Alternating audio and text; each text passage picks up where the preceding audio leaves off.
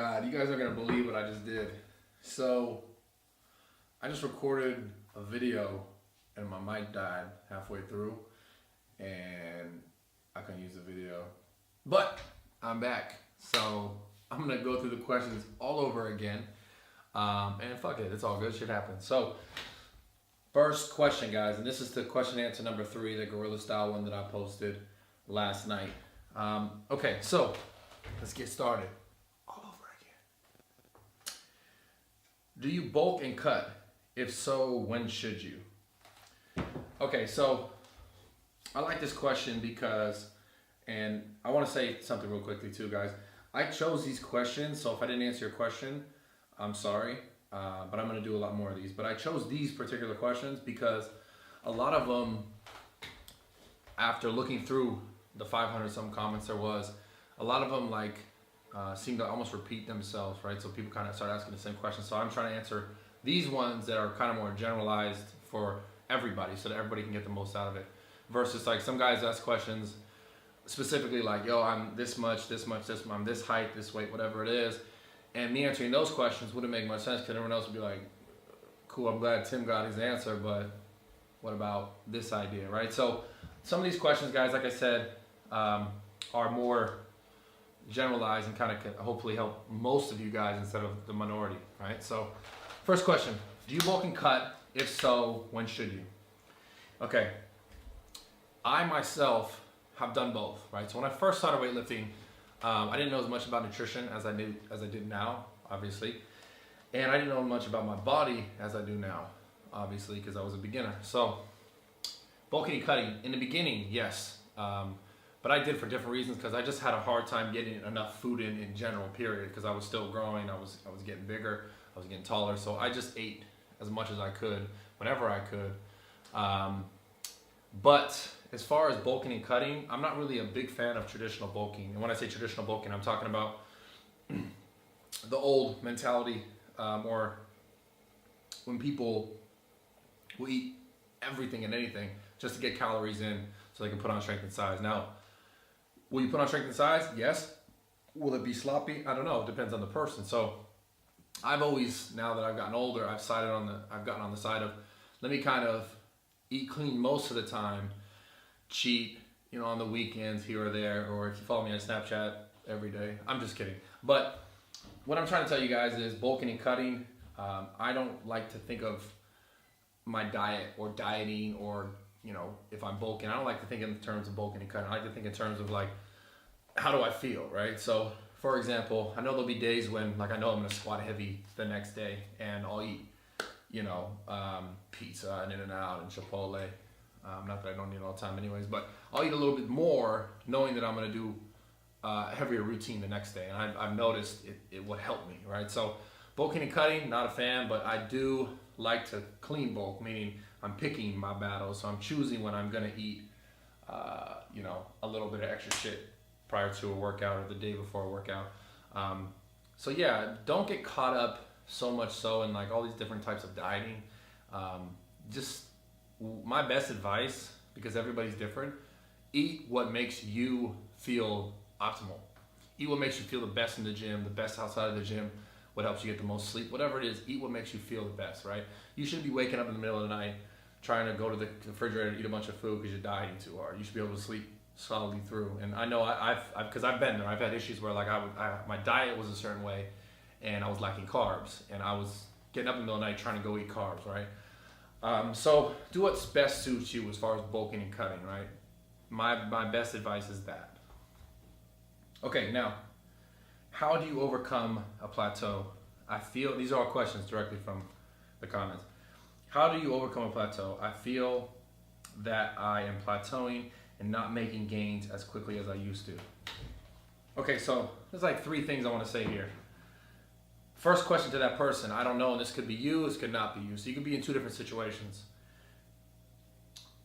A lot of the times beginners, I don't know if this person is a beginner or not, you make noob gains, you make beginner gains where you'll see results in the first couple months of lifting and be like, wow, this is awesome, I feel great, I'm looking better, and that's awesome. So, but as you get older, not necessarily older because you may not be lifting, but if you've consistently lifted as you've aged, right, it's better put, So if you've been working out for 5 years, 10 years, whatever it is, and your gains start to slow down than what they were, and like let's say the past couple months they were faster, right?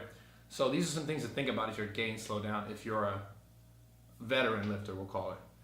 Sleep, are you getting enough sleep, right? Calories, are you eating enough food? Are you eating the right kind of foods for your body? So that varies with everybody.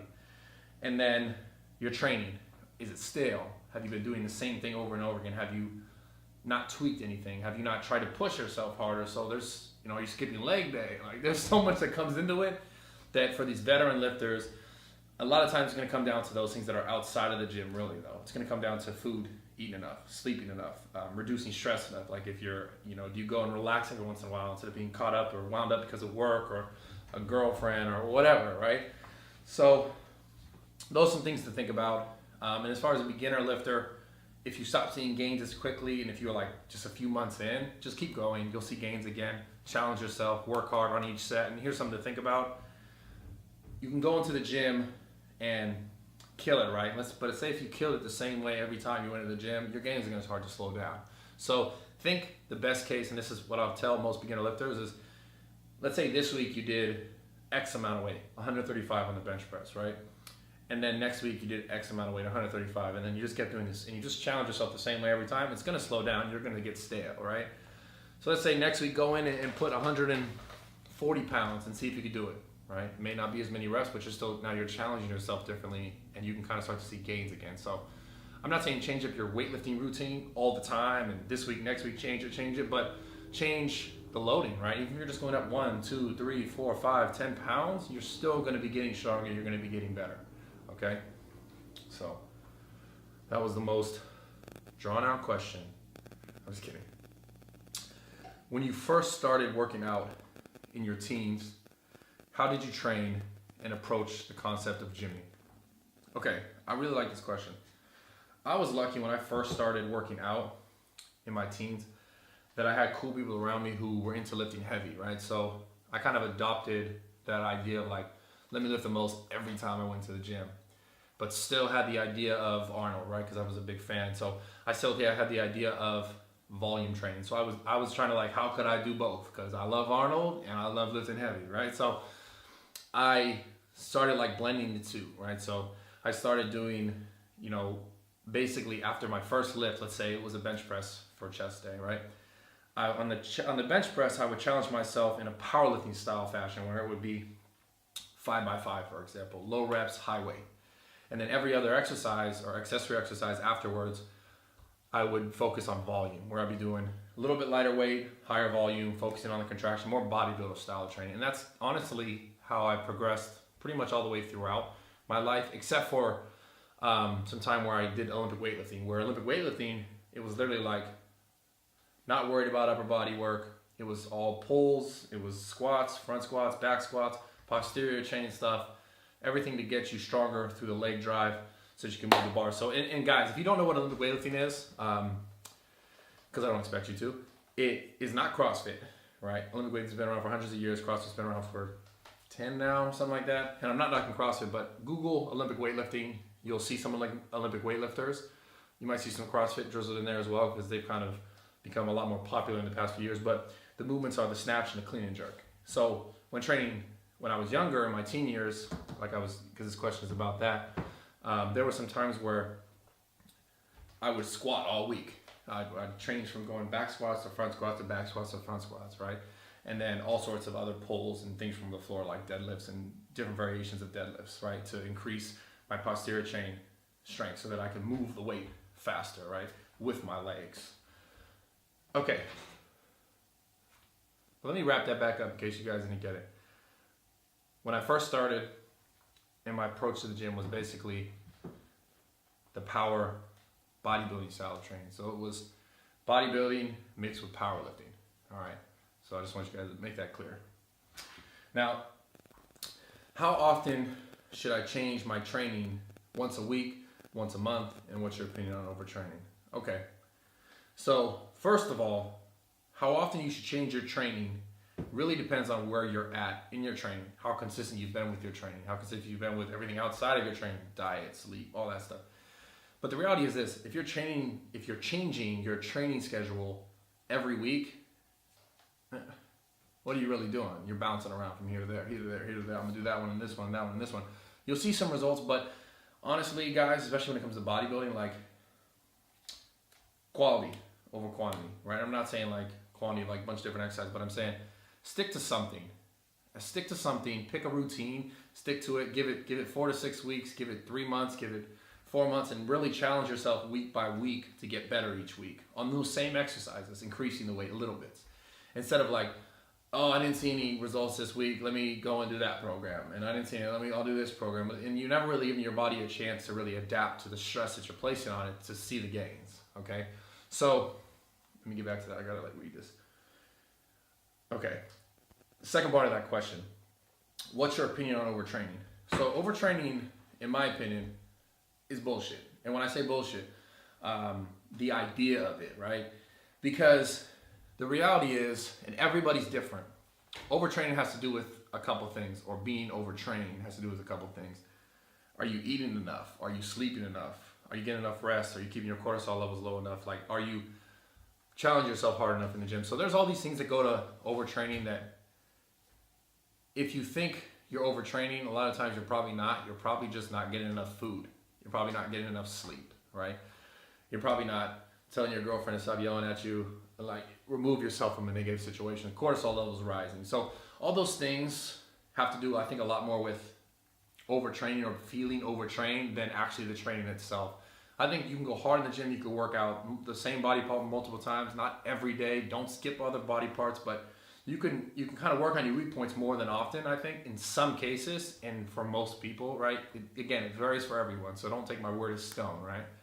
But it's gonna have to do with, seriously, like, are you getting enough food? Are you getting enough sleep? Are you avoiding enough conflict, right? To keep your cortisol levels lower so that your body's not stressed, right? Because stress is a muscle eater. So those are all the things that I would focus on more. Like, if you feel like you're overtrained or whatever it is, focus on everything outside of training, right? And see if those things in your life are right and that are helping you like be optimal in the gym, right? Because I'm assuming when you guys talk about overtraining, you're talking about like, if you're overtrained, then you feel weaker, you feel stressed out, or you feel like you have less energy in a workout, okay? And that's gonna have to do with not necessarily just the workout and how much you're doing, but everything else. So anyways, moving on.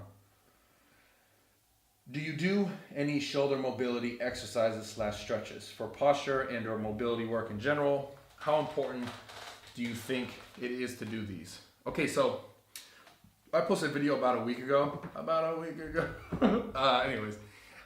called Time Crunch Shoulder Routine Gym Vlog. And in that video, there's actually a sequence of me doing shoulder dislocations, which is a favorite warm up for shoulders, for anything upper body. Anytime I'm gonna move my arms, right? So back, arms, whatever. Anytime I'm gonna do any movement here. So pretty much all the time, except, well, actually squats I do it as well. But it's called shoulder dislocation. It helps loosen up the shoulder joint and the shoulder girdle, okay? Check it out, go look at it. That's a form of stretching, an active release that I want you guys to practice, because it's awesome, right? You gotta keep your arms long, but go check the video, you'll see. But as far as other stretches or exercises technique, I like to foam roll. So foam rolling is if you guys see guys in the gym with like the long tubes and they're like laying on it and they're rolling their legs or their quads or their hamstrings, whatever. I love this and I think it's awesome. But I know this kind of going off on a tangent on this stretching thing, but stretching or foam rolling is great, absolutely. But my best recommendation is if you're gonna do any like long static stretches or like, pressure point rolls where you're staying in a certain position that hurts, like let's say you're rolling the weight and it hurts on a quad and you're staying in a position and you're holding that for like 10, 20, 30 seconds and like releasing tension, those kind of things would be best after your exercise. Whereas like active dynamic warm-ups, like for legs, right? A quad, like going into like a lunge is like an active stretch of like the hamstrings and the glutes and all that stuff. So like going in and out of it is kind of warming up. Is a different kind of stretching than the long static stretching. So dynamic warm-ups, dynamic stretches prior to working out, in my opinion, is more effective than static stretching before you work out. So keep the static stuff you're holding for 30, 40 seconds after the workouts, dynamic stuff prior to the workout. So that wasn't really the question, but I hope that helped. It's part of the question. So, okay. How does a clean, proper diet, make sure I'm not missing anything here. Okay. How does a clean, proper diet lead to strength gains? I have heard of people just eating anything to put on weight and get stronger. I have noticed I am stronger when I am at a slighter, lighter weight. That was really funny, but okay. So this kind of goes back to like the bulking and cutting idea, and what I kind of said was that I've always noticed when, me personally, when I eat clean, I feel better. Not just like mentally, but I feel better in the gym. I feel stronger. I feel more sturdy. Granted, that is with days of not eating clean, coupled with most of my time eating clean. So hope that we understand that. Now, he's heard of people just eating anything to put on weight to get stronger. That you can't get stronger by eating more food. You put more weight, you hold more water, or you hold more fat, your body can move around more weight because you are heavier in most cases, okay? But as far as the idea of him saying that when he's eating clean, he notices he's at like a lighter weight, but he feels stronger. So the reason being, guys, is that your body, actually fat cells, secrete like extra estrogen. And estrogen is like, you need it in your body, right? Just like you need testosterone in your body, guys and girls, right? Just different ratios. But guys, having too much estrogen can cause weight gain, obviously, right? So the more fat you can get fatter easier. I know that sounds shitty, but the point is this. He's talking about feeling stronger when he's less fat, okay? Because he's eating clean. What is happening is your body maybe is not increasing estrogen as much, so that estrogen balance, the estrogen is a little lower, testosterone might be a little bit higher or more moderate where it needs to be, and then your body's more efficient, right? Because you don't have the extra estrogen slowing you down, okay? So that's to give you an idea. I notice I personally feel much better when I'm clean and eating dirty every once in a while, or every other day on my Snapchat. But don't tell anyone. Okay.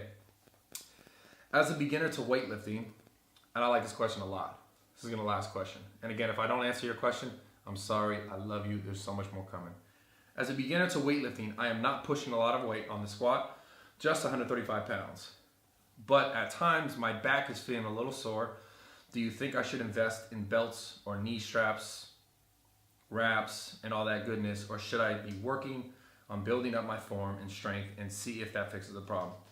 Now, I'm super happy. Whoever wrote this question, they answered their own question within the question. So what I'm trying to say is, guys, when you first start weightlifting, this guy said he's a beginner.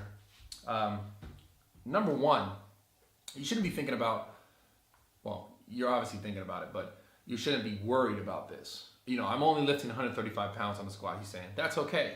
Like, no one expects you to come to the gym the first day and be like, boom, I'm repping out 315 like a beast. Like I seen that guy on Instagram doing it. And that other guy, I almost said his name, the other guy who like lifts, 7,000 plates and he's getting spotted. Anyways, that's a whole nother time. We're going to talk about it, the fake spotting bullshit. But guys, when you're in the gym, 135 pounds to a beginner, squat, bench, whatever, that's fine. When I first started weightlifting, when I first started bench pressing, guess how much I was working with? 135 pounds. The same thing, even less than that sometimes. So don't worry so much about like, hey, I know I want to build muscle, but I need to lift a bunch of weight because I see these guys on Instagram or whatever lifting all this weight. You guys have to understand that like you need to get better for yourself, right? You need to focus on your numbers and increase them slowly but surely, because slowly but surely you're going to keep getting better. If you're not getting stronger, right, most of the time you're probably not building a ton of muscle, right? I'm not saying you have to get super strong to build a bunch of muscle, because there's a lot of strong guys who look strong with a lot of muscle who aren't very strong. So it's not always just about muscle and strength, right? But you guys have to understand, I'm talking about numbers. If your numbers are 135 here, 135 there, squat, bench, deadlift, whatever it is, and you feel sore, that's fine. You're a beginner, you're new, or you're fresh, or you haven't been working out for that long, it's okay.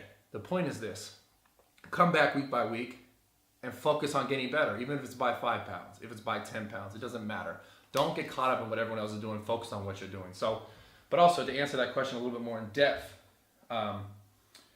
he said, do I need to invest in belts or knee straps and stuff like that because my lower back's feeling sore? So here's the reality, guys.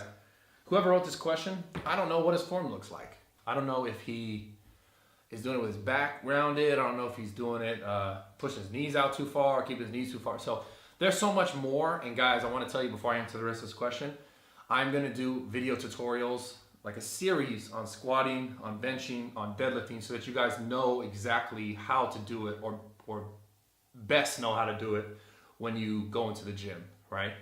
Because these are like the cornerstone of like bodybuilding and powerlifting. Obviously, that is powerlifting, squat, bench, deadlift, but these kind of movements are going to help you guys excel faster, right? Instead of, if you don't do them, you could still make gains, you can still make progress, but it's just not the same. Let's be real, right? So these things I'm going to do a little video series on and show you guys exactly how I do them, so that you could figure out how to do them best for yourself. I'll give you as many tips and tricks as I can. It's going to be a video series. Anyways, keep going on to these questions, because I don't want you guys to get bored, because I know sometimes get to the point. So here's the point.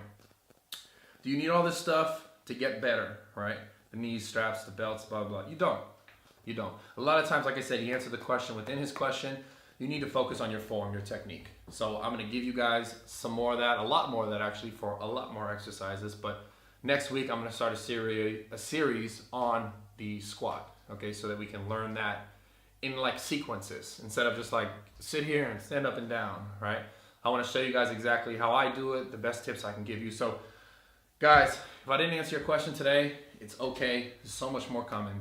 So many more times I want to do this, because there's a lot more questions that I want to answer. It's just, it'd be like an hour or 2 hour long video. You guys would be like, enough, this is done. So find me on Snapchat, Bradley Martyn. Find me on Twitter, YouTube. Oh, this is YouTube. Twitter, Instagram, all that. I'll put the links in the description below. If you guys are interested, some merch on my site. I'll put the link in the description below. And let's get better together, guys. So much more coming soon. I don't always say that, and that kind of sounds funny, because some guy called me out in the video. He was like, yo, you always say so much more coming soon. Just post this shit. So, you got me. But I'm going to do this. So next week, I'm going to start a squat series. And Friday, may not be Friday, because I got to talk to my guy about that. But I have a cool leg routine video that I'm going to be putting up. It might come out on Monday. So look for the squat sequence on Wednesday. And yeah, so much more coming soon, guys. I said it again. I don't even care. See you guys soon. Tweet me. Let's go. And, oh wait, one more thing. Hold on a second.